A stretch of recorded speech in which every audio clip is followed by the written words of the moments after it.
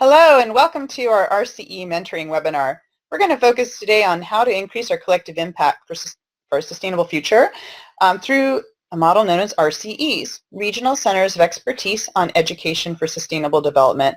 I hope that you'll enjoy this session and the different questions that we'll have at the end. This is being recorded and we'll have time for different kinds of interaction throughout the webinar, and I hope those who are listening to the recording will be able to benefit from the work that we have all done. So my name is Kim Smith, and I teach sociology at Portland Community College, in addition to being the director of RCE Greater Portland. I hope that you'll gain some insights from the process of how we became an RCE and some of the lessons learned. I'm also going to talk about some different resources and organizations that are here to support us. I serve as a board member for the Association for the Advancement of Sustainability in Higher Education, or ASHE, and also am the International Fellow for the U.S. Partnership for ESD, led by Deb Rowe. If you have any questions for me later, you can email me at kdsmith@pcc.edu. So let's get started. Our program today, we're going to look at how we can increase our collective impact through collaboration, particularly thinking about how we can work across sectors and break down some of our silos, and also how we can align with particular initiatives that are happening internationally, nationally, and regionally. So I'll offer some history and overview on some UN models and programs that are being organized for the benefit of the future as well as the present. And we're also going to talk about the RCE application process. I know there are a lot of people on the webinar who are hoping to create an RCE, so we'll talk about the opportunities and challenges and hopefully some best practices that'll help support you. At the end, we'll have time for questions and happy to answer anything. At times, there might be opportunities for chat, comments, and I'll be reading those out so we can have the recording adequately available for the future. So let's start with the diagram and how we are all connected. So obviously you're familiar with the United Nations and the different member states. UNESCO is an agency within the UN focused on education, science, and culture, and that's where really the RCEs live in terms of the alignment through the United Nations University and the Institute for the Advanced Study of Sustainability. The UNU, I'll talk more about that, but they have the RCE Service Center. Over to the right, we have the U.S. Partnership for ESD. That's an organization through that was developed through the decade for ESD and helping support partners across sectors. To the left, we have ASHE, and I mentioned them. That's focused on higher education particularly. I definitely want to be clear that RCEs are a collaboration across sectors. I just happen to work closely with them, and they've been very kind in supporting regional affiliates and support and encourage the RCE model in the United States and in Canada and really around the world. So within the RCEs themselves, we'll also be thinking about partners and how we can foster those, connect the dots as needed, whichever groups are already in existence within your regions or who would like to get involved. Just really think about groups beyond schools and higher education and formal education. We'll want to think about non-formal and informal education partners, and I'll explain that in just a little bit. So when we work through this slide deck, let's just think about where we've come from and how this works. So within the history of the education for sustainable development, I want to be really clear that when we use that term, it's a compromise.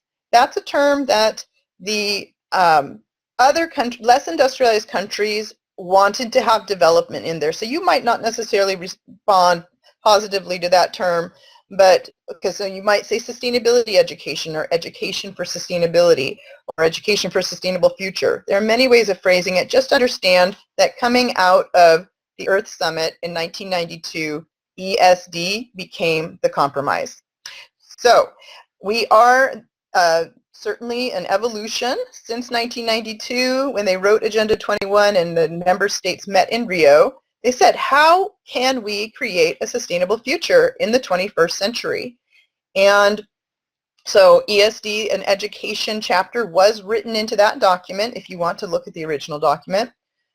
Then folks got together and said, well, how are we doing? What kind of progress are we making? And the Millennium Development Goals are what emerged out of that conversation. Those were really focused on social issues, health, gender roles, poverty, and so it did really appear those were projects for less industrialized countries, and a lot of the wealthier countries kind of just became support. Understanding that we really didn't make enough progress because it was somebody else's problem, right?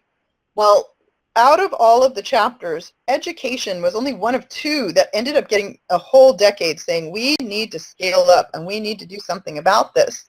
And so that's when United Nations University got involved and said, hey, we can offer support.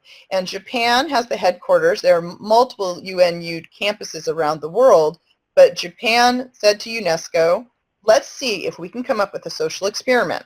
What if we could work on regional levels to collaborate across sectors to address UN initiatives, but really to identify what is it we're needing to do with each other. What are our own regional needs?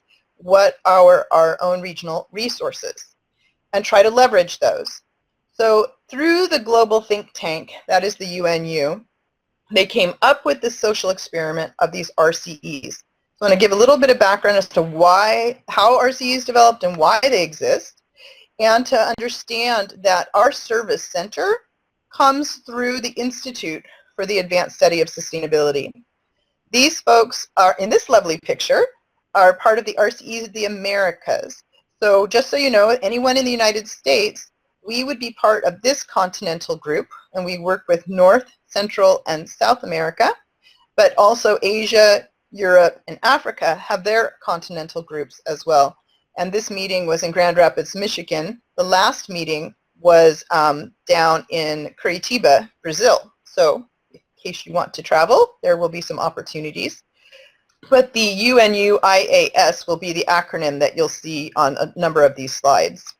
So these regional centers, I want to point out first that it's expertise. Don't say excellence. The expertise is very purposeful, and because it's about everyone has some degree of expertise, whether you're a 3-year-old or a 90-year-old, or even if you're making mistakes. It's okay to try. It's okay to fail. So excellence means that we always have to be excelling. Not necessarily. Let's just try and see what is possible. When we're talking education too, let's be really clear that when we're saying formal education, that means your partnerships with schools and higher ed. Non-formal education, we're looking at nonprofits and government agencies and private industry with workforce training. And then informal education, that means public awareness campaigns and media. So really broaden out that definition of who really can be involved. Because the point is to really connect the message, all of the different messages we have, with the messengers in order to have a more literate, educated populace in our communities. Often the way RCEs are organized, they have a secretariat. Those can vary depending on how that works for you around your community. I'll say in Grand Rapids, Michigan, it was really organized through their city. In Shenandoah Valley, it's coming out of higher education institutions. In Burlington, Vermont, it's headquartered much more strongly in a nonprofit. So just understand you can choose in terms of where you want the program to be housed, but often it does end up in a higher education institution. But I will warn you, I've got some warnings at the end about don't get too locked into just one institution, because the intention, again, is to broaden out the relationship so everybody is equal at the table.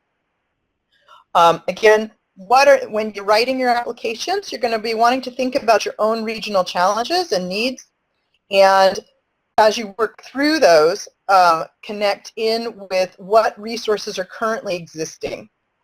Yes, some things you'll build from scratch, but you also want to know that you're not being asked to necessarily do, again, the UN initiatives. It's about aligning perhaps with your city government or your regional governments. Say if you have perhaps a climate action plan, connect in and say, what are you doing around education and how can we help you with that? So going with our classic think globally and acting locally, that's still true, but also the intention, the purpose now in the invitation is to also think and act regionally. So this is a nice slide that came through our partners with UNU, and they wanted you to see, they helped design this program. They wanted you to see these different ways that you might vertically or horizontally or laterally partner with groups. If you have some parks and conservation education folks in your community, be sure to get them involved. We're really trying to be more purposeful in working with local businesses, and private industry does a lot of training and they have a lot of vested interest in sustainability. So whether you're doing service learning or they're collaborating on grants, make sure you've got your standard folks there, the universities and the schools, but look at the non-formal and formal list and think about who else can be involved. So, and then find that the beauty of this within this synthesis is the relationship that you'll see between these actors, because you're going to be able to break down those silos. You will be able to get really fresh information, that critical analysis by hearing different voices. The inclusion and equity aspect is really key. So it's not just the same players at the table. And if you are hoping to have change, we are recognizing that during this current political climate, that there are some significant risks, and not being able to get things moving forward at the federal level. Therefore, the value of working together at the regional level really strengthens our opportunities. So, hope that makes sense, and that you're all able to hear me still. So this is just a little bit of background too, looking at how the RCEs have developed and how many we now have in the world. So 2004, first time folks kind of sat down, again coming out of that checking in Johannesburg in 2002, really saying, hey, are we making progress? Not enough.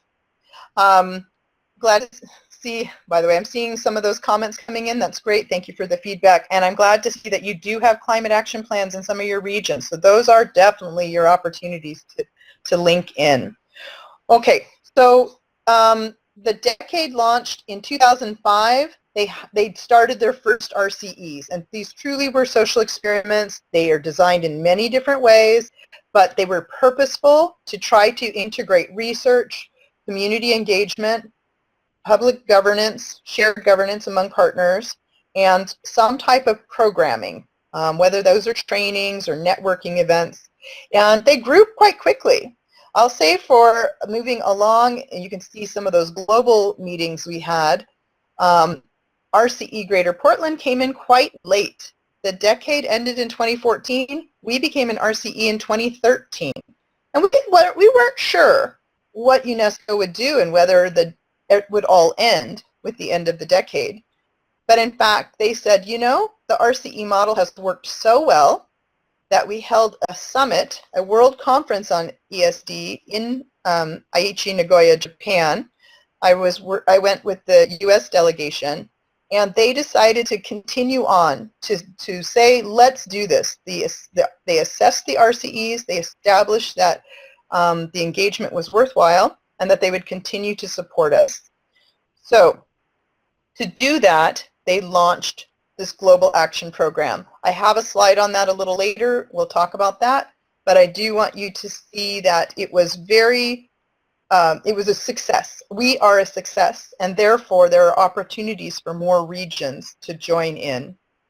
And now, up to the minute, just this last month, we now have 154 RCEs around the world, with 5 active in the United States. So the and you'll see the numbers, though. Of these 154, Asia has the highest number, and the Americas are significantly lower. So we're really hoping that we will be able to increase the those numbers so we can have a stronger voice, specifically in the United States and Canada, trying to, again, in this current political climate, just still be able to get the work done that we need to get done at the regional level for a sustainable future. Looking under the Americas, you'll see that it says RCE Georgetown. That is actually South Carolina. So for some of you, you've got a neighbor as a new RCE. And then RCE Borderlands, while it's part of Mexico, it's right along the U.S. border, and so there are some RCE, some partners in the United States too, working on that border down there in Arizona, South, and New Mexico, I believe is where that is. So we'll keep seeing how those develop. I haven't met them yet, but we're glad to have some new team members. So here's our map. A little harder to see. Hopefully you can expand that on your own screen. But again, you can see how many are in some countries very concentrated and not so many in the Americas. There's been a really interesting tipping point in Kenya. Just to give you an example of how this can work. In Kenya, they had 7 RCEs. In fact, if you go back to that other slide and see that 2 more were accepted, many actually were accepted in Africa, Kenya's government has said to their regions that if they don't have an RCE, they won't receive funding because they have found that it works so well for groups to be collaborating across sectors that they won't fund individual groups now, that they have to make the intentional effort to actually develop an RCE. So you'll see more of those coming on board, and that template is actually quite valuable and has become available to other countries. Just a little side note there of showing that it really can work. All right, so I'm sure lots of you are familiar with Rio Plus 20. In 2012, we got together again, and I was representing ASHE and the Higher Education Institution in Rio, and all the higher education folks said, hey, we're here. What can we do to help move this agenda forward? And education is where it's at. We have to teach our future generations and our current generations how to be sustainable. So the document that was signed by all the member states is called The Future We Want. It has now come to be called The World We Want. Okay, so just want to say that just in case there's some confusion, because we want to ask, and this is a valuable tool. I offer this to you so you can share this kind of question. It's very good for supporting dialogue. Is what type of world do you want, right? What does it mean to be great, for example? Make America Great Again is an interesting message, and to think about, well, what does a sustainable future mean? What kind of world do you want, or what kind of Atlanta do you want? What kind of Hawaii do you want? And those are very valuable conversations in establishing your mission and establishing some of your core objectives. Looking through these, when the new documents came out, and I have a whole packet I'm going to share with you, so Jenny will forward that on after this session. So a lot of these written, I'll have some slides, but a lot of this will be written out in more detail for you. When we're still using the term sustainable development, again, some people have issues with that phrase. Maybe it's not catchy enough, or the development piece in there is problematic, but that's the international compromise for the less industrialized countries wanting to be involved.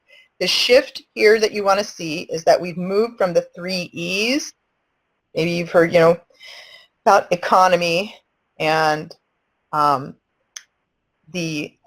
economics and all of these things that have shifted, right? Economics and equity have moved to the 5 P's. We also, standard planet and people, you would see there before. Notice prosperity is here rather than profit. That's purposeful. It's intended to show that there are different economic models, okay? And then peace and partnership are there because those are the last core goals within Agenda 2030 as mechanisms. We won't be able to have a healthy planet, strong, just relationships with people, and a prosperous economy without peace and partnership. So it's a nice I really like this diagram. I'm starting to use it a lot more now in classes and in presentations. Wanted to make that available for you. All right, so just final bit of history, and then we'll dive into some of these core initiatives. So when we said, all right, what kind of world do we want? How can education help us get there? I mentioned the UNESCO World Summit. I encourage you to check out these declarations. Very, very nice, some basic language you can copy and paste, and if you're needing to talk to an administrator, you can show that this is something that was signed by all the member states. It was the largest education meeting of its kind at the time, and it was again signed, including by the United States. So we can still hold them accountable as long as that stays in place and is signed. And again, the document that emerged was this Global Action Program, meaning every country had to come up with a plan to achieve ESD. And so I said I was part of that delegation. We came back. We were also responsible for writing the GAP for the United States. So we have that available for you. You can see some recommendations of how we can do this work as RCEs. But I'm just going to say the GAP for the rest of the presentation. The World Education Forum, I mentioned this particularly because this is when the MDGs, the Millennium Development Goals, ended. Okay, so they moved from the Education for All focus to Education for Sustainable Development and the SDGs. So the MDGs ended, the Sustainable Development Goals, or the SDGs, started in 2015 under Agenda 2030. So now we're saying, well, what kind of world do we want?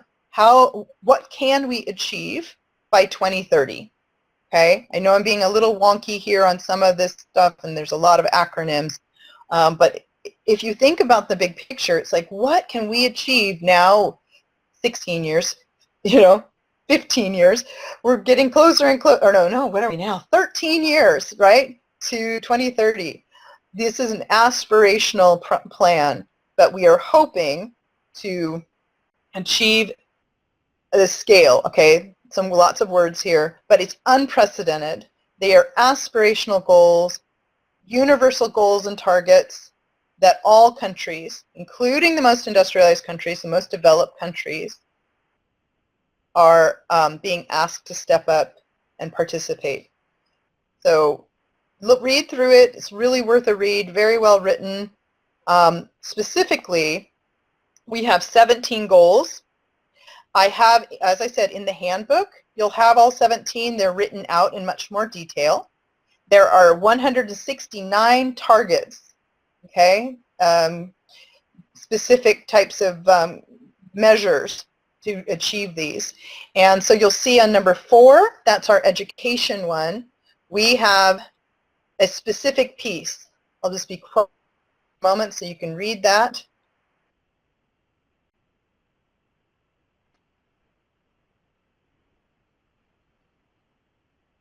So goal 4, where our work lives, but in 4.7, that's the target. Look at all the things that we're being asked to do.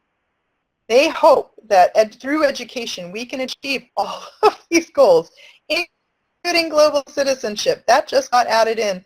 So those are tough. Those are big pieces to the puzzle. But again, if we're trying to have a sustainable future, you can see why those would be included here. And different disciplines can take different parts of those issues. But coming out of 2015, we said, you know what, you've got Education for Sustainable Development, ESD, over in this little corner. You're not going to be able to achieve any of those 17 goals without education and without regional collaboration. So a group of us met in India in 2016. There's a website there. I will also provide that in the handbook. These recommendations that emerged, we drill down into each of the goals, back at those 17 goals, whether you're talking about hunger or whether you're talking about climate change. What are the recommendations for how we can help achieve those through education, training, and public awareness?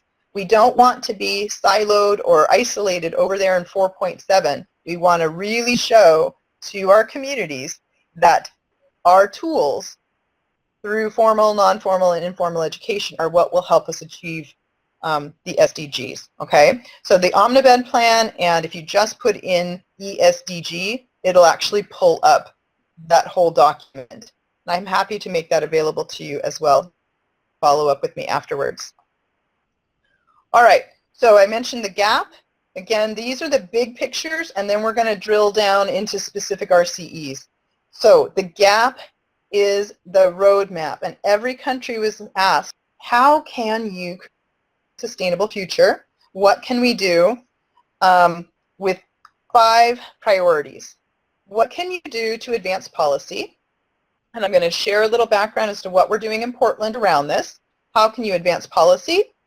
What are you going to do on a whole institutional change level related to transforming and learning training environments? That might be your operations or your facilities, right? And that's including, you know, learning gardens and light bulbs and all that. I'll show you some pictures in the next slide. But just know that that one's the whole institution change. Trainings, building capacities. We don't have enough teachers trained to meet the demands of students, industry, and future sustainability needs. So we need to really ramp up. And this is one place for sure RCEs can thrive. Making sure you're working with your youth. Okay, again, all countries are asked to have plans associated with these 5 priority action areas. How do we empower and mobilize youth? And what can we do at the local level? That's where you see a lot of the nonprofit working with local governments, stepping outside of higher education or outside of our specific institutions. All right, so just here are some examples of ways you can achieve that and things that we have been doing in our college and in our associations. So some of you have written President Climate Commitments. The names are now changing, but that's through Second Nature. ASHE has their STARS program. So some of you have, your colleges maybe are doing STARS. That's a rating system and a checklist so you can see what types of things you're doing in your facilities, with your carbon footprint, with your curriculum. And so our own college, if you wanted to go to that site, you can see what our own climate action plan looks like for Portland Community College. So just think about that. That's where you're saying, what kinds of influence can you have on strategic plans? Scale up as much influence as you can to shape policy within your institutions and within your community. On the operation level, that's where we're really lucky. I mean, hopefully you guys are having some support in this too, but in the region we're in, you know, solar is big. We have our strong light rail now, electric vehicles. We are working also, point out here, with our recycling, you know, recycling is Sustainability 101, totally basic, but collaborating with graphic design students to make good signage. So that's just a way that some of our youth have been involved, or college students, to help create programs. And this lovely building here, that's a Cobb classroom. It's an outdoor classroom in our learning garden, which was built by many different students with the support of some professionals. But it's a living roof. It's all renewable materials, and that was a lot of fun to do this project together. So I have this list here. You can look down and see what change you can do through purchasing, right? Waste reduction. And the bigger questions, how do you integrate sustainability into your hiring practices or into your, even bigger, into your accreditation, right? So think through different ways you might transform your region or your individual institutions. Another big slide with lots of lists, but kind of obvious, right? Obviously have your conferences. If you're trying to build the capacity of educators and trainers, have as many trainings as you can. But what about courses, developing certificate programs, clearinghouses of resources. At the bottom there I have the Green Initiative Funds. That's a program where our student fees at lots of our colleges now are being collected and funding sustainability projects. We've been fortunate at PCC and through RCE Greater Portland to have a $6,000 grant given to us to create curriculum on hope and resilience. And we're just going to have that first pilot next week.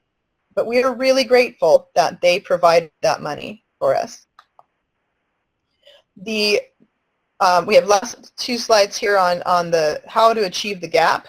So our youth, again, some more of our learning gardens, our graphic design students, and some service projects. The college students and the youth, the schools, have networks in our region. We've purposefully tried to get people to meet each other outside of their individual schools, outside of their individual colleges. So they're having fun doing projects together. If you would like to be a part of this, Grand Rapids, Michigan offers a virtual international youth conference each year. So that's high school students who get to be a part of a webinar to do, they take different topics, but they present to students in Brazil and India. You could get signed on to that. It's a lot of fun, and our Portland really enjoyed that.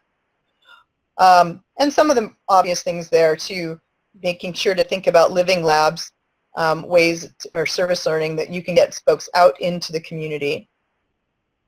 And then lastly, with the local level, I know that folks, especially like pure academic researchers, struggle sometimes with seeing the quality and validity of community-based learning.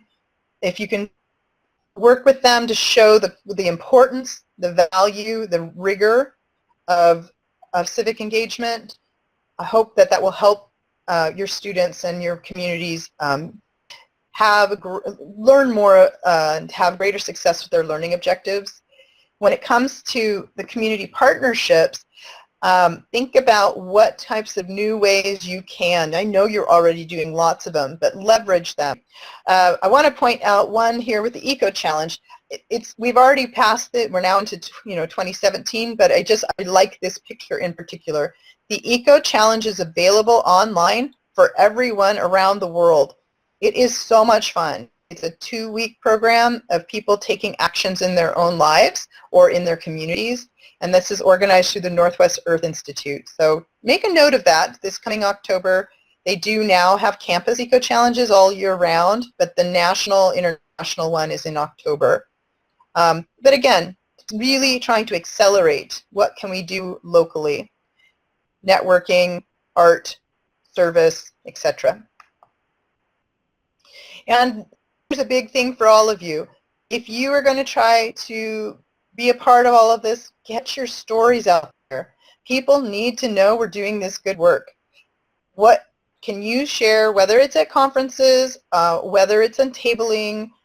This was in the center here, the UN conference. That's when the higher education representatives from around the world, we had to lobby to even show the value of what we bring to the table. So we've been doing a lot of work with outreach and impact through now using social media as well, so hence the MailChimp and Twitter symbols there. These things are obvious, but I just want to have it all in one place so you can think through what would be really worthwhile for you. Okay, so what we've chosen to do, and now really digging into RCEs themselves, we worked hard to decide to have a local name. You can do that as well, but in general, you'll be known as RCE Atlanta, for example, when we are RCE Greater Portland on the international stage, but we chose locally to integrate our mission into our name. So in fact, if you say the name backwards, you can see our mission. We are a network using sustainability education to create a Greater Portland. And Greater Portland is both the region, we are a 4-county region, and it's also the aspiration to be greater, right? And to do that, here we have a slogan: to educate, empower, engage. We want folks to learn about issues, but we don't want that knowledge to break them down and depress them. We want them to also feel empowered, have hope, and then show pathways for them to get involved. So this is our development process. I know this is one of the core reasons folks have joined this webinar, is to think, how do you become an RCE, and some of the reasons why. So when I got back from Rio in 2012, and I asked people many times, what's the value of this? Why would we want an RCE? And so we had stakeholders from across the sectors. Some of you have already been doing this. Lots of stakeholder meetings. It was like every other week there for a while.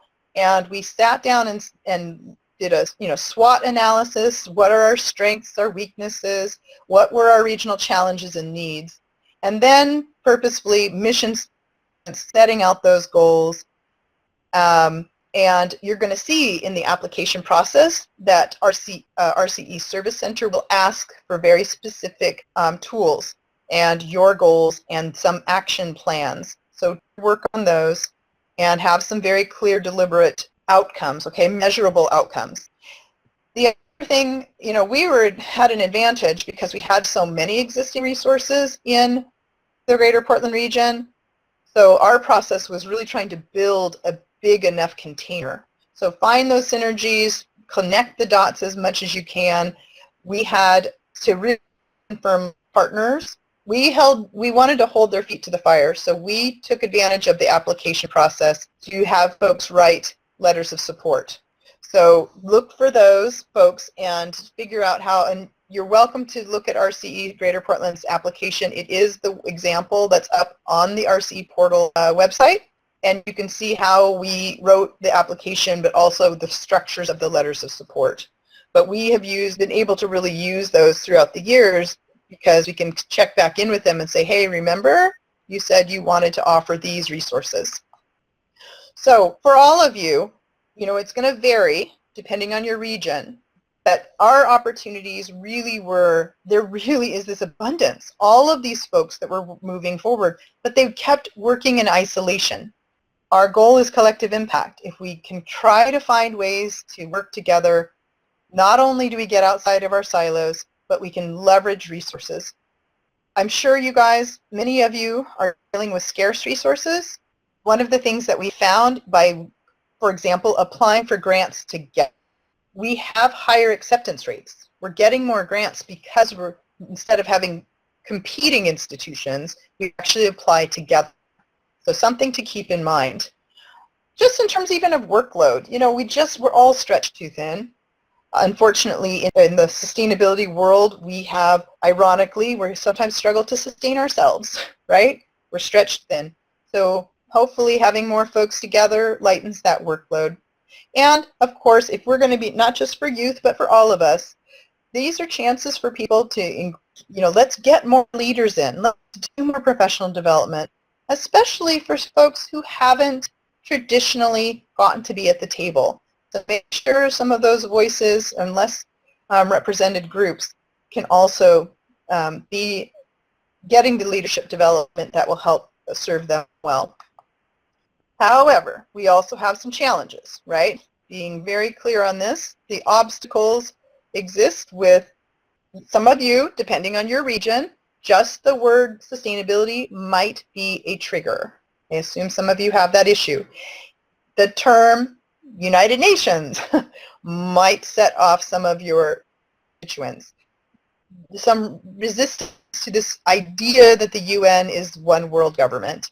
It's not that for us. It truly is just an intentional idea of what can we do to work together on the regional, local level. So you have to think about how you message that, okay? Another big risk, I know this has been a problem for RCE Nairobi. They have it all organized through Kenyatta University.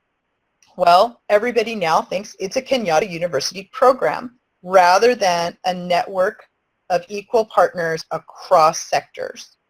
So be very purposeful, try very hard to not have it look like or become just one more program in one institution. The funding, you will get some money sometimes from UNESCO and the UNU for travel, but don't expect funding from them for any of our programs. So you just make sure if you can, get that set up. We have limited funding, unfortunately, and which has led to a fair amount of volunteer time. I mean, I'm the director, and I'm still doing it on volunteer time. We have not been able to receive an operations grant yet. So therefore, we have some capacity limits. We have built lots of programs, and we're proud of the programs we have, but in general, they're volunteer run. Few staff, thankfully, have stepped up from different institutions. They've been given some time to work on the RCE, but work on that. Make sure you've got more folks who are officially working on this. As you can all relate, watch out, beware of burnout. We were already stretched thin, and now with politics, we're being asked to double down and dig deeper. And so I'm hoping simply by working together with good people, you will feel more encouraged. I find more resilience just simply by working with folks in this community. I've found my tribe, to be honest, and that helps me regenerate. However, I've been doing this for 5 years. I'm looking at some other opportunities. So we're working right now on a succession plan. How do we develop new leaders, new folks to lead the RCE, and not have it just rest on one core individual? Make sure you have lots of core folks who are leading it, and if something happens, God forbid, a medical emergency or something, that you can pass that information on, and that you have programs that have been set up and systems that are set up. In the handbook I'm going to give you, I'm going to show you the systems we've designed. Perhaps that will help you so you do not have to create the wheel. I just have a couple things here in terms of just our goals, so you can see how GPSEN or RCE Greater Portland did this. Maybe this might resonate for you. I already said if you say our name backwards, that's our mission. But again, we want diversity. We don't just want the same players all the time. Looking for collective capacity, utilizing that slogan again, educate, empower, and engage. To do that, we establish these goals. Number one, we want to have a really strong cross-sector network, and we have to be better about this. We need to do more regional outreach. We're still pretty heavy in Portland Center, and we're a 4-county region, so we need to do more outreach. Our goal definitely for this year is to secure more funding. We will be applying for grants. We are doing a fair amount of learning opportunities. We just had a symposium this last weekend for all ages, and again, trainings that are coming up this coming spring. And we really want to meet with more government officials. So I don't know if that something is a possibility for you, but we want to increase awareness through some public meetings. And then finally, given that global citizenship is underneath ESD, as you saw with the 4.7 target, we have also developed an international committee. So they're going to be working on that. Also, our think tank is working on that question. And since we said the GAP, those 5 priority action areas, our board got together and said, these are the GAP commitments we've made. These are commitments we have submitted to UNESCO. Just you can see there, I've already said many of these, meeting with government officials, yes. We want to work much more purposefully with industries. We're trying to connect with our solar company, wind industries, our Port of Portland, our airport is interested in getting involved. We have already, as I just said, the symposium, we finished that this weekend. Next week is our resilience training, and I'm happy to share all of those documents with you. We can share the curriculum with you as well if you'd like. And then in the spring, we're going to do a faculty workshop, just like an ASHE model. So if any of you have done the ASHE workshops, those are great. We have the networks, as I said, with the schools. But we also have a pen pal program. So if you're interested, this is in development. It's an international pen pal program. Your schools can get involved as well. So if you're interested, definitely reach out to us for that. I mentioned already the Eco Challenge and the volunteer projects. We will be turning those in as part of our report to UNU and to UNESCO. So for you, that's what we're doing.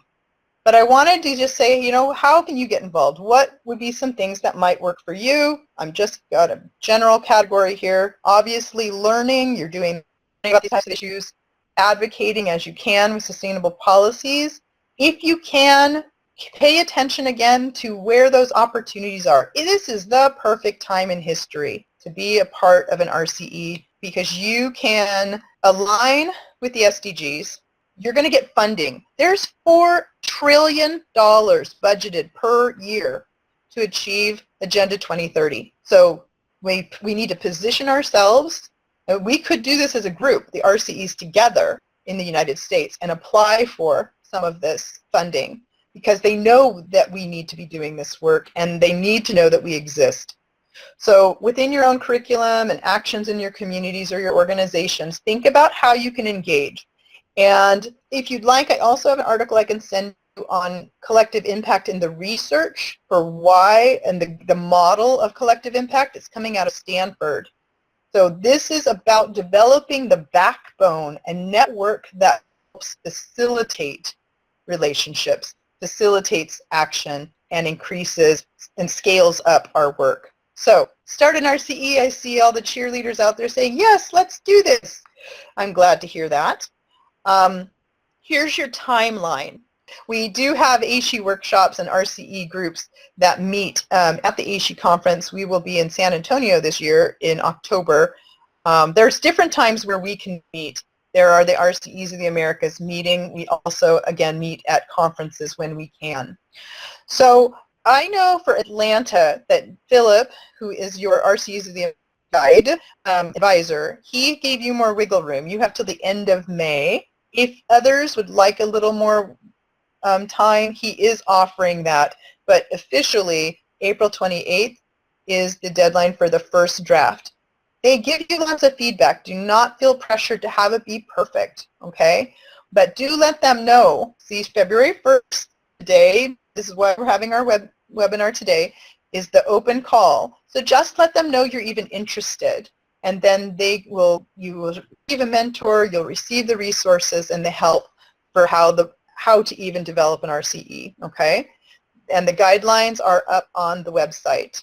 But you can see there's the deadline. That's how it works. And then you find out by the end of December if the Ubuntu Council has approved.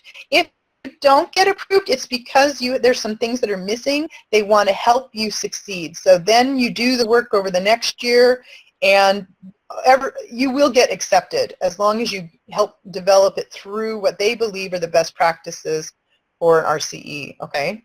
So what can we do?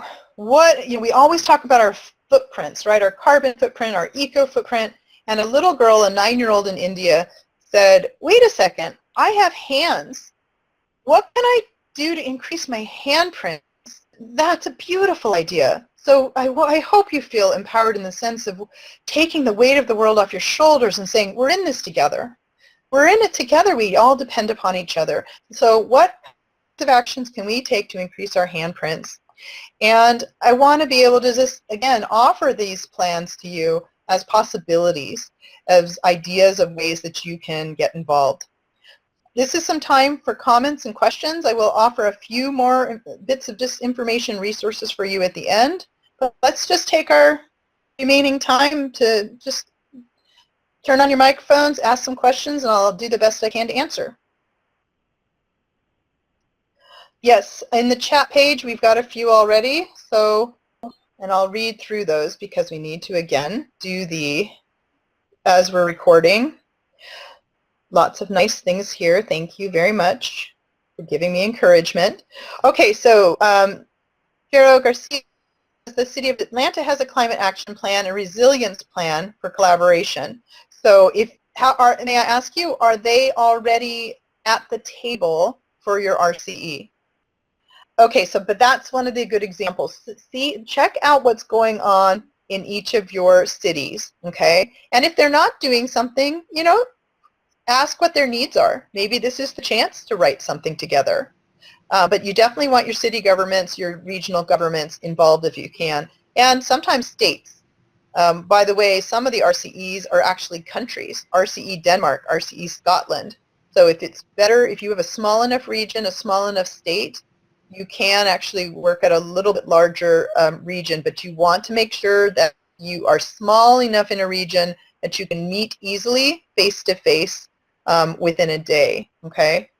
So any experience collaborating with UN Global Compact or the related PRIME, which is the Principles for Responsible Management Education. Yes, PRIME is very active. They were involved in Rio Plus 20. They often will show up. If you go to the SDG Knowledge Platform, you'll see that they are one of the sponsors, and there are some opportunities there. We also have the Global Alliance. You have the Global Compact here. The Global Alliance, that's all of the higher education institution equivalents of ASHE. So lots of countries, EAUC in the UK, ACTS in Australia, these are all groups that work together. So Crystal wrote, ARC has created a Sustainable Connections internship program. That's wonderful. So you're connecting university students with local governments and sustainability professionals around sustainability projects throughout the academic year. Yes, that's a perfect service and a way to design opportunities for engagement, right? So I'd love to see that personally. We're developing an internship program trying to formalize that. So Crystal, if you'd be willing to send that to me, love to see it. And Vero Garcia also said, oh, good, good. I see now you've made your point. Atlanta Regional Commission and the City of Atlanta are on board already. You guys are solid. You're going to have such success. That's wonderful. Gosh, that's exciting. I can't wait to see what happens in Atlanta. Yes, thanks. Mahalo, yes. So same to you for all the Hawaiian folks who've done such a good job. So how do we get involved in our own local RCE? It's really going to depend which region you're in. So Jenny, thank you for saying that you'll be sharing information as you go out and move forward. Again, I will provide to Jenny, who's coordinated this meeting, a handbook, okay? So you're going to have, I'm not trying to dictate how to do an RCE. I'm just trying to say we learned a lot of lessons in the process and wanted to, as in conversation with the UNU, what does it mean to be a mentor? And I loved our mentor. God bless Lyle Benko in RCE Saskatchewan. He passed away this past year. He shaped many, many RCEs around the world, but he passed on. So, and we lost a lot of his knowledge. It wasn't written down. So that's why we're doing this recording of this webinar and why we've created this handbook, so we can have institutional memory and have folks recognize there are different ways of doing RCEs, there are different governance structures. In the handbook you'll see there's different ways that RCEs, in a big research project that I did on governance and how you organize an RCE, there are some best practices and some things other RCEs wish they did differently. So perhaps that will help you. Again, you'll have some homework to read through that. You love your mentor too. That's very sweet. Thank you. Happy to support you. Okay, another question. I'm here, or any ideas perhaps. So Juan Rodriguez just wrote, I'm interested in collaborating in this. Various collaborative projects such as Global Media Fest. Ooh, that sounds interesting. Sustainability across languages and cultures and connect with Latino communities in Beaufort Harbor. Definitely we want to think about how we're working with media, telling good stories, and bringing in minority communities, folks who often don't have as many voices. We're working on that really purposefully in Portland. Inclusion and diversity is our #1 priority right now. Yeah, folks, if you all, as you're meeting each other, connect offline, and we, each of you individually, or connect with me. In fact, I'll go, I don't want to, as we lose a few folks, I want to bring up the slide that has the connection information. These are different kinds of resources. You can connect in with these different consortiums. Each of these, whether you're talking about disciplines or higher education or the U.S. partnerships, all sectors. So they have lots of resources for, government, nonprofits as well. So that's one thing if you want to get some more information on sustainability and ESG. And then our final slide, make sure you go to the RCE Network website. GPSEN, our RCE Greater Portland website is gpsen.org. We have lots of materials up there, including a frequently asked questions page, which I have copied into our handbook for you. Philip is your official contact for the RCE Service Center. He is the advisor to the Americas. So do email him, or feel free to email me directly at kdsmith@ucc.edu. Happy to talk with you, happy to advise. Thank you for your kind comments, folks. And thank you, Jeannie. You've asked about will I be sending the slideshow? For sure. So we'll have the slideshow, and we will have the handbook available for you. So Bruce asked a very important question. He said, can you tell us more about your revenue sources or how you pay your costs? So we formally became a nonprofit last year and now have partner fees. We have different levels of fees. Not all of the folks who were informal partners historically have actually transferred over to formal partners. So that hasn't raised as much money as we thought for operations. Many of our work and my work, okay, I teach at Portland Community College, but they gave me course release. So I had my salary, but I was given time. So I would take 2 classes off a term to run the RCE. We have a metro government, we received a grant, and the grant paid for my course release time as well. So that's one thing, is that how the revenue came in through partner fees, the revenue has come in through grants, and we have also done some fee for service work. So these trainings raised some money, and the symposium, we actually charged for that. So we didn't make a lot of money, but it was nice, you know, to have some. We're at least in the black coming out of the symposium. Pen Pal program. So this has been a collaborative project through a teacher here in Portland, teachers in England and Japan, and there is lots of interest in other RCEs as well now. Bogota, Colombia, for example, wants to be involved. We will keep you posted on that. I'm glad to hear you're interested.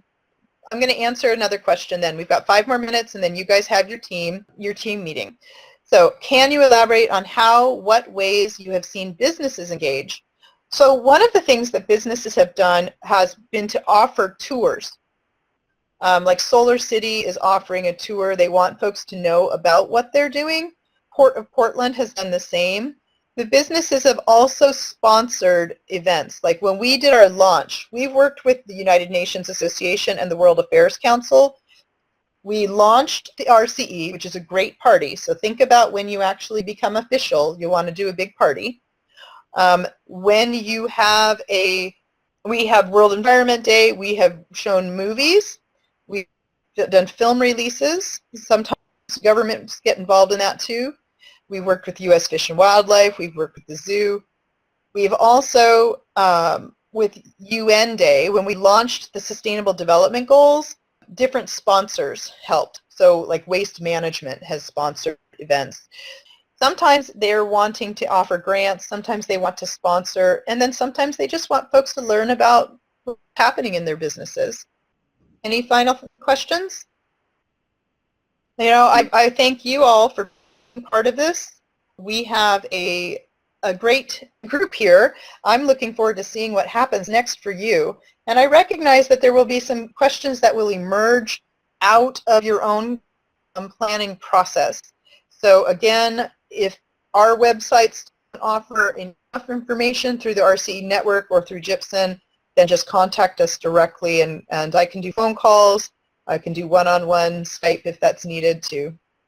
Jenny, if you would like to, I'd love to have you do some closing words, please.